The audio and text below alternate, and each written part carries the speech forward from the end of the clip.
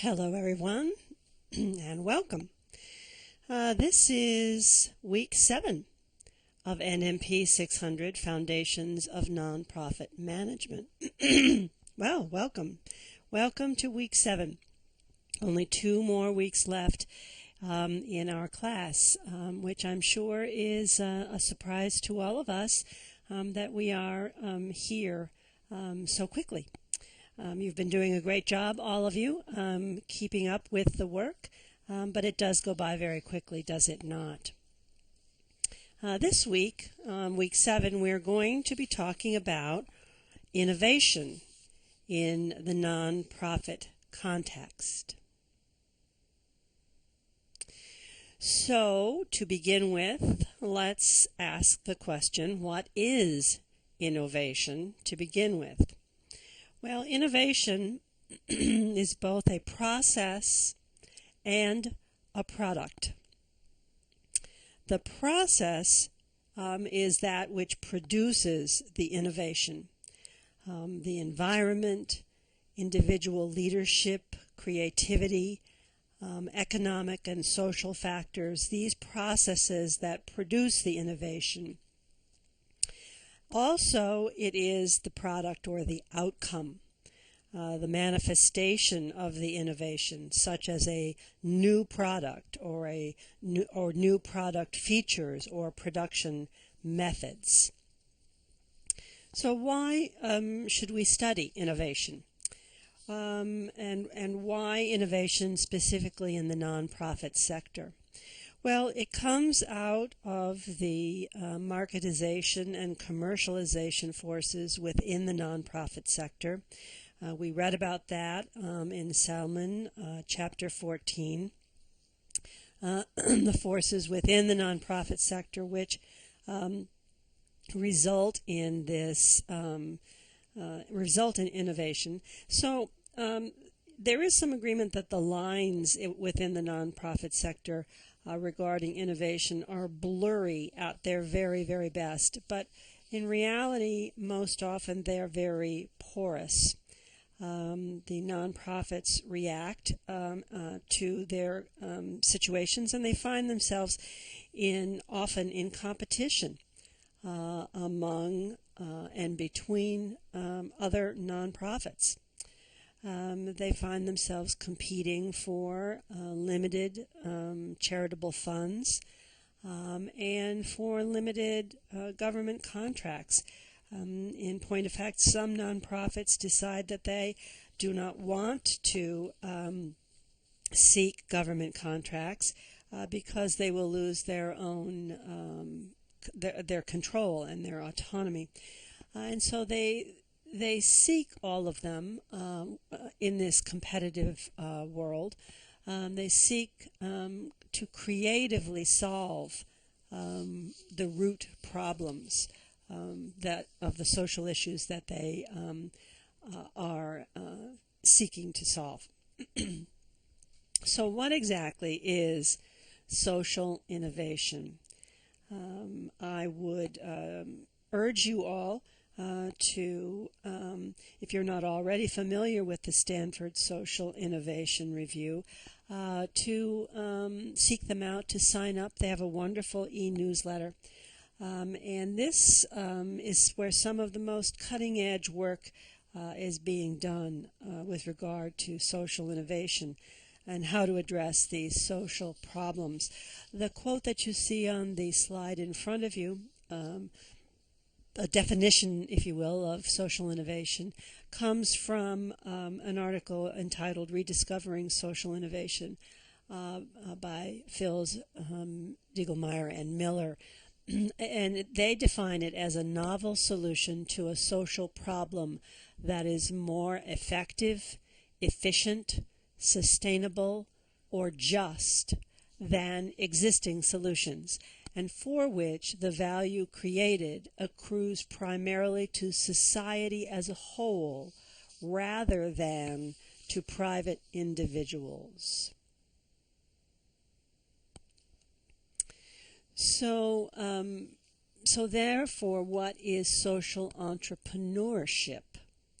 Here you see the quote from the article by Dees, defining social entrepreneurs that they play the role of change agents in the social sector. And he lists these 5 key elements, the first of which is mission and social value. As we've talked about before, adopting a mission to create and sustain social value, not just private value. The second of which is opportunity recognition and exploitation. In other words, recognizing and relentlessly pursuing new opportunities to serve that mission. The third is innovation itself, engaging in a process of continuous innovation, adaptation, and learning. 4 is bold risk-taking, acting boldly without being limited by resources currently in hand. And finally, accountability, exhibiting heightened accountability to the constituencies served and for the outcomes created. So who is a social entrepreneur? Well, that definition is a little open-ended. Here you see a definition from the Skoll Foundation.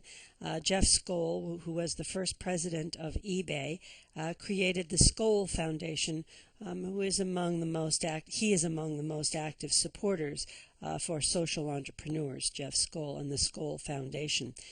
He refers to social entrepreneurs as, again, society's change agents, creators of innovations that disrupt the status quo and transform our world for the better.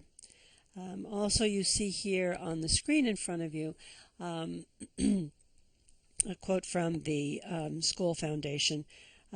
Social entrepreneurs are individuals with innovative solutions to society's most pressing social problems.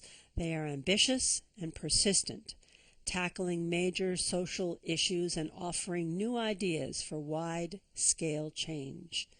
Rather than leaving societal needs to the government or business sectors, social entrepreneurs find what is not working and solve the problem by changing the system, spreading the solution, and persuading entire societies to take new leaps. Also, among the required reading you will for the week in this week's module, you will find a link to a brief video by Bill Drayton in which he talks about this very issue of who is a social entrepreneur. So why social entrepreneurship? Well, social entrepreneurship has arisen because of the 3 failures. Remember back to week 2 when we talked about those 3 economic failure theories: market failure, government failure, and voluntary failure. In addition to the inability of market or the profit maximizing businesses and government to solve social problems, many traditional nonprofits are viewed as inefficient, ineffective, and unresponsive due to insufficient resources. And social entrepreneurs integrate mission to market-based approach and create blended values, both social, environmental, and financial values.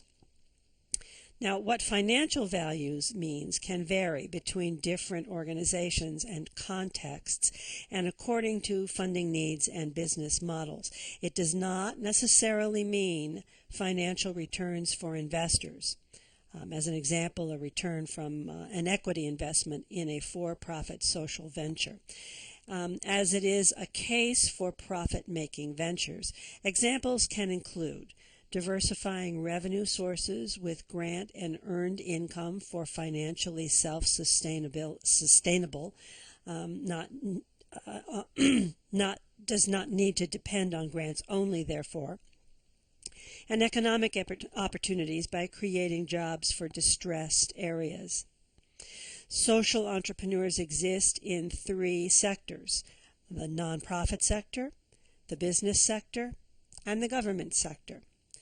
Social entrepreneurs can be found not only in the nonprofit sector, but also the business sector, whichever sector where they can solve societal problems in the most effective ways.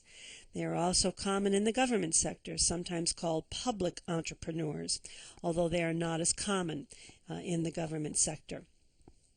You will also find a link in the Week 7 module to an NPR social series on social entrepreneurism, which I'd like you to take a look at as well, please. Entrepreneurs connotes a for-profit business definition. If you will, think of those entrepreneurs who founded and or manage a profit-maximizing venture such as Apple and Steve Jobs, Bill Gates and Microsoft, or Michael Dell and Dell Computers.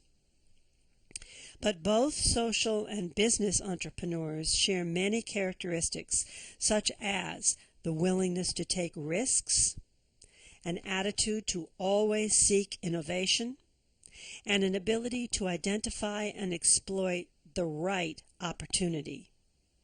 So then, what are the common and different characteristics between social entrepreneurs and business entrepreneurs? What makes social entrepreneurs unique? So let's first review what a business entrepreneurship is about. You see on the screen in front of you that they are about the creation of value, that they are innovators and reformers in the economy, that they are that they seek out, recognize and seek out entrepreneurial opportunities. So how is social business different from traditional nonprofit and profit-maximizing business? Social business versus traditional nonprofits, in other words. Well, social business is for-profit and different from a nonprofit. Social business has owners or shareholders who make equity investments. On the other hand, nonprofits, as we now know, do not have shareholders, and they are not allowed to issue stock. For social business, profitability is important as a business, but the way to treat profit is different from social business and conventional profit-maximizing businesses. In the case of social business, the surplus is reinvested in mission-based activities. So one more link in the Week 7 module that I would like you to watch is an interview between Sarah Nathan and Dr. Sarah Nathan, who teaches in the NMP program, and Jeff Grime, who, as you all know by now, is the director of the NMP SFP program. Jeff is himself a social entrepreneur, and he and Sarah have a wonderful conversation about his own enterprise and his definitions of social entrepreneurism and his experiences. When you listen to this particular interview, I would like you to jot down and think about these 4 defining characteristics that you see on the screen in front of you. Social innovation, social enterprise, social entrepreneurship, and social entrepreneur. They are similar, but they are not the same. So I would like you please to really pay particular attention to how Jeff and Sarah discuss these 4 terms during the course of the interview that I'm asking you to listen to. So where is all of this leading us? The past 7 weeks, if you will, have really all been leading us to this place where we can begin to understand and define what is a high-performing or a high-impact nonprofit organization, and to be able to describe what are those characteristics those elements that make them successful.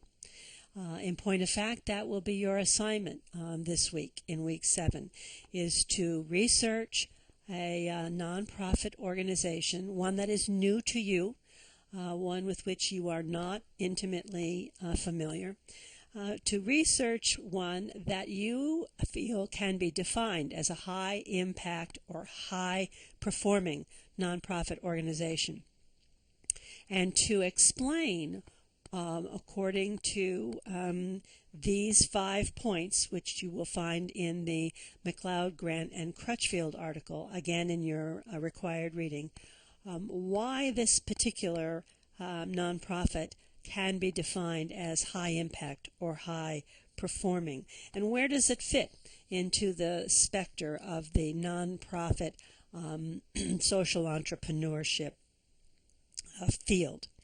And also to think about how you, as a leader, can identify these traits and use them to help nonprofit organizations succeed and become high performing or high impact.